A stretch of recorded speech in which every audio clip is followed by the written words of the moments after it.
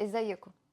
بما ان احنا دخلنا على السنة الجديدة، ففكرة ان احنا نحط اهداف وان هي هتحصل ده مش واقعي ولا هو كفاية. وفي دراسة لقت انه 80% من الناس اللي بتحط اهداف للسنة الجديدة في الحقيقة ان هم على شهر فبراير بيبقوا اصلا نسيوها ومش بيكملوا ولا بيعملوا فيها اي حاجة، اللي هو احنا ما كملناش حتى شهرين من السنة الجديدة. والدراسة دي بتقول انه 8% بس من الناس اللي بيحطوا اهداف للسنة الجديدة فعلا بيوصلوا لها. واحنا هنا في القناة دي عايزين نبقى من ال8% دول. وممكن ناس كتير تبدأ تحس ان هي اكيد مش هتبقى يعني من ال8% دول. ما تقلقوش، انتوا عارفيني قعدت ادور لحد لما جبت طرق هتساعدنا ان احنا نوصل نبقى من ال8% دول. ومن ضمن الموضوع ده ان في مستثمر ومؤلف كتب امريكي اسمه تيم فيرس بيقول انه سر ان احنا ننجح في السنة اللي جاية او بداية السنة الجديدة زي اللي احنا فيها دلوقتي مش ان احنا نبص لقدام، لا، ان احنا الاول نبص لورا. وعشان نبص لورا هنعمل حاجه اسمها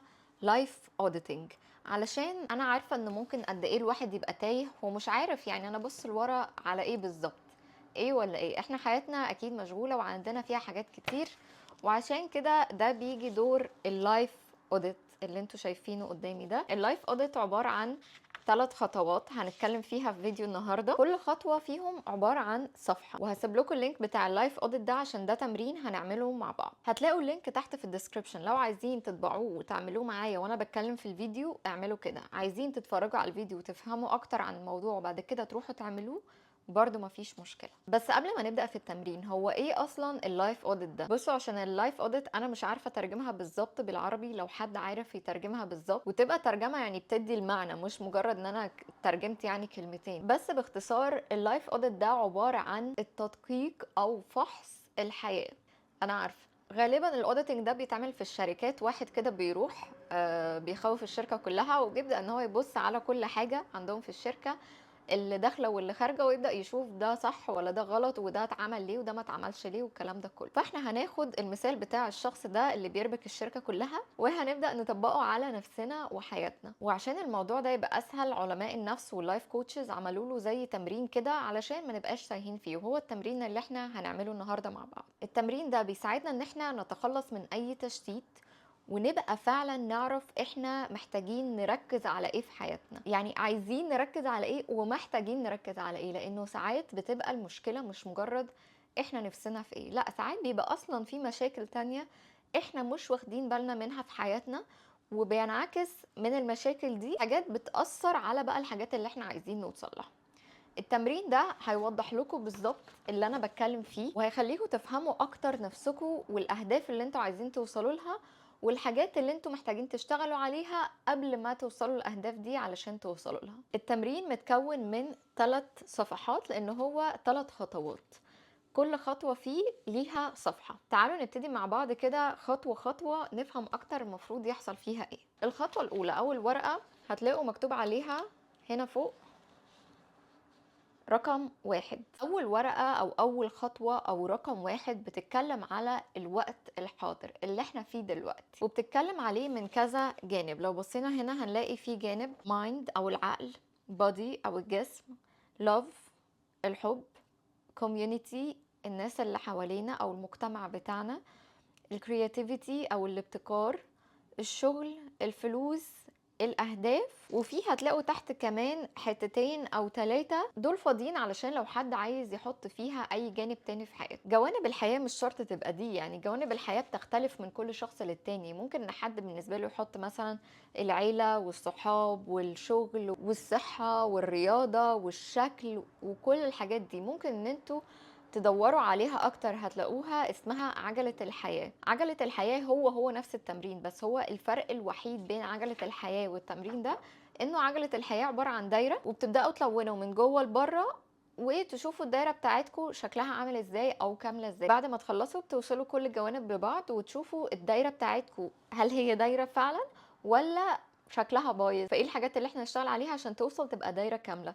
ده نفس الكلام، بس الفرق بين ده وبين الدايرة هو انه ده هنا بالنسبة، يعني مثلا هنلاقي مايند من 0 ل100 وهنبدأ ان احنا نلون احنا كام في المية في كل جانب من الجوانب ديت. بعد ما تملوا كل نسبة من دي هتبدأوا ان انتوا تعرفوا لو النسبة اقل من 50%، فكده احنا فعلا محتاجين نشتغل على الجانب ده في حياتنا. لو النسبة 50% او قريبة من 50%، سواء اقل او اكتر، معناها ان احنا يعني متوسطين في الحتة دي، وممكن ان احنا نشتغل عليها اكتر، وممكن ان احنا نأجلها يعني لدلوقتي لو احنا عندنا مشاكل تانية. ولو هي طبعا 100% او قريبة من 100%، يعني مثلا ما بين 80 ل 100%، فده معناه ان الجانب ده اوريدي كويس في حياتنا، ممكن ان احنا نشتغل عليه ونطوره اكتر لو عايزين، او نسيبه خالص دلوقتي، نحافظ بس على اللي موجود فيه ونشوف ايه الحاجات التانية اللي احنا محتاجين نشتغل عليها. وبعد لما تملوا كل جانب هو كام في المية، هتكتبوا جملة بس، جملة بس كده هنا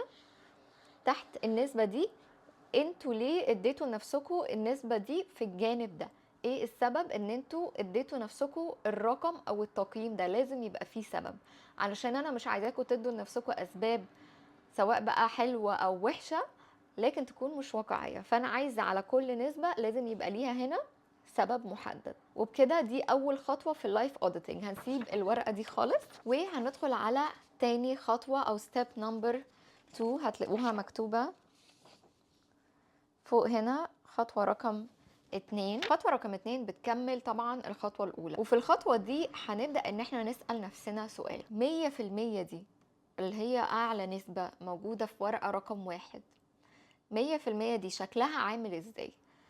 إيه اللي لما يحصل في كل جانب من دول يبقى أنا كده فيه 100%؟ لانه خلوا بالكم 100% دي يعني نجاح، لكن النجاح ده حاجه نسبيه وبيختلف من الشخص للتاني. انا بالنسبه لي شايفه ان احنا كاشخاص ممكن ان احنا ننجح في كل حاجه، او يبقى عندنا يعني معظم النسبه دي في كل الحاجات، مش ان انا ابقى ناجحه في حاجه واحده وحاجه تانية انا فيها صفر. وده لاني شفت امثله لناس نجحوا وعملوا كل حاجه، نجحوا في الشغل وفي العيله وفي الصحاب ومبسوطين وكل حاجه. فانا بالنسبه لي بقيت شايفه ان الموضوع ده لا، عادي ممكن يحصل ومش مستحيل ولا حاجه. فخطوه رقم 2 مثلا هتلاقوا ان هو مديكوا تحت امثله لايه الحاجه اللي انتوا ممكن تكتبوها، وده بس عشان يديكوا مثال يفتح مخكوا على الافكار اللي ممكن تجيلكوا. يعني مثلا في جزء المايند او العقل مكتوب تحت: انا هملى عقلي بافكار ايجابيه، وهتحدى نفسي في الشغل، وهتعلم حاجه جديده كل يوم، وهتمرن على التامل لمده 10 دقائق، او زي ما قلنا قبل كده ممكن لناس تانية التامل بالنسبه لها يبقى هو الصلاه. مثلا في الجزء بتاع الجسم الامثله بتبقى ان هي انا هكون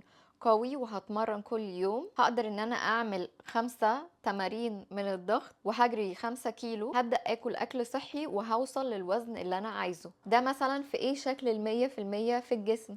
نفس الكلام ده بصوا هتلاقوا امثال بقى على كل جانب في الحياة: الحب، المجتمع، الابتكار، الشغل، كل حاجة. ده هيساعدكم جدا ان انتوا تفكروا بشكل احسن. ففي كل حاجه من دي انا عايزاكم تفكروا يا اما حاجه بالنسبه لكم، يا اما تاخدوا من الامثله اللي تحت وهتكتبوا 3 حاجات انتوا عايزين توصلوا فيها كل جانب من دي. لما توصلوا للحاجات دي ده كده بالنسبه لكم يبقى النجاح في الجزئيه دي، او 100% في الجزئيه دي. وبكده ده يبقى الخطوه رقم 2 خلصناها. هنسيب خطوه رقم 2 على جنب، وكده نبقى وصلنا لتالت واخر مرحله، خطوه رقم 3.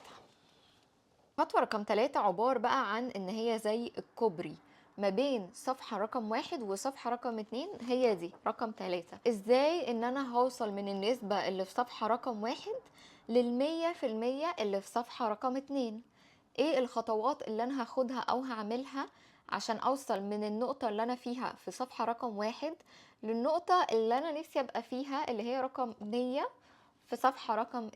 في الخطوة دي هناخد صفحة رقم 1 وصفحة رقم 2 وهنحطهم كده جنب بعض، علشان هنبدأ ان احنا نقارن ونبص في كل هدف من دول هنا، وفي كل هدف من دول هنا انا فين وانا عايزة اوصل لايه. وفي صفحة رقم 3 هتلاقوا برضو كل جانب من اللي كان موجودين في صفحة رقم 1 و2، وفيها 3 نقط او 3 خطوات. 3 خطوات دي انا هسأل نفسي سؤال واحد: ايه اللي انا محتاجة اعمله عشان اوصل من النقطة اللي انا فيها للنقطة اللي في صفحة رقم 2، او النقطة اللي انا عايزة اوصل لها؟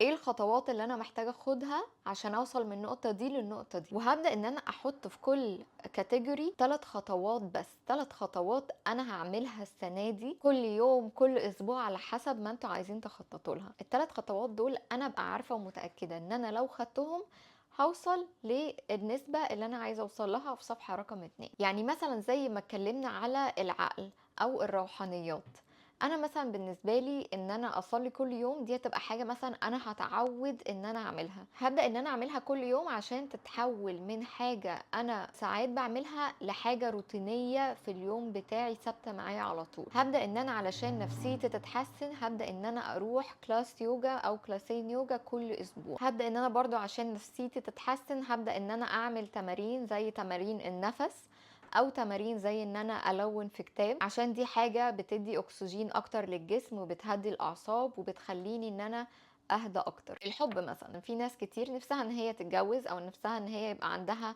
شريك لحياتها. الشريك او اللي هنتجوزه ده مش هيظهر لنا في الصالة. علشان نقابل الناس لازم ان احنا نروح اماكن ونتعرض لمواقف. هنروح لاماكن ونتعرض لمواقف ازاي وفين؟ ابدا ان انا اخرج، ابدا ان انا اشترك في اكتيفيتيز او اروح لايفنتات، ابدا ان انا اروح الجيم عشان اقابل فيه ناس، ابدا ان انا اخرج اتمشى حتى في الشارع واشوف الناس والناس تشوفني، ابدا اتكلم مع الناس اللي معايا في الشغل او معايا في الجامعه. طبعا هفكركم تاني انه مش شرط الحاجات اللي المكتوبه دي تبقى نفس الاهداف او الحاجات اللي انتوا عايزين توصلوا لها. انتوا ممكن بكل بساطه تشطبوا على حاجه وتحطوا مكانها حاجه تانية في كل التمارين، في كل الاوراق، الثلاث اوراق، وتبداوا ان انتوا تشتغلوا عليها. بعد ما تخلصوا التمرين ده هتبقى كل حاجه قدامكم وواضحه. حطوا الثلاث ورقات جنب بعض، خلوا الثلاث ورقات دول في مكان تقدروا ان انتوا تشوفوه وتراجعوه دايما. كل ما توصلوا لحاجه او حاجه من الاهداف دي تتحول عندكم عاده، روحوا علموا عليها او اشطبوا عليها ان انتوا خلاص عملتوها ووصلتوا لها، عشان تبداوا ان انتوا تحفزوا نفسكم ان انتوا تعملوا حاجات تانية.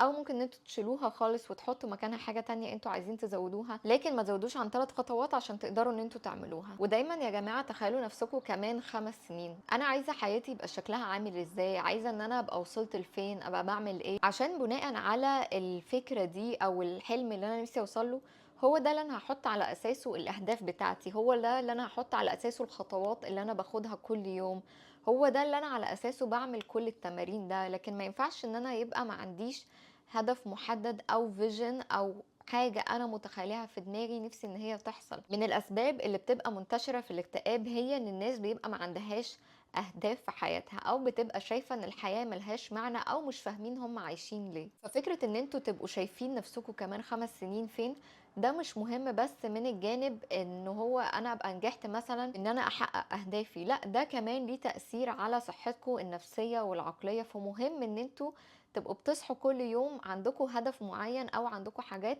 انتوا عارفين ان انتوا هتشتغلوا عليها وهتحققوها النهاردة، علشان هنوصل بيها لحاجات تانية قدام. وبكده نبقى خلصنا فيديو النهاردة. انا على فكرة كنت بشرب حاجة بس نسيت اقول لكم في اول الفيديو هاتوا حاجات كلها تشربوها. انا ممكن اقولها دلوقتي يعني واحطها في المونتاج، بس انا خلاص بقى مش هعمل كده. بفكركم اللينك بتاع التمرين ده هسيبه لكم تحت في الديسكريبشن لو عايزين ان انتوا تنزلوه وتعملوه. لو عندكم اي اسئلة سيبوها لي في الكومنتات، وكمان مستنية رأيكم في التمرين ده في الكومنتات. واشوفكم في الفيديو الجاي. باي باي.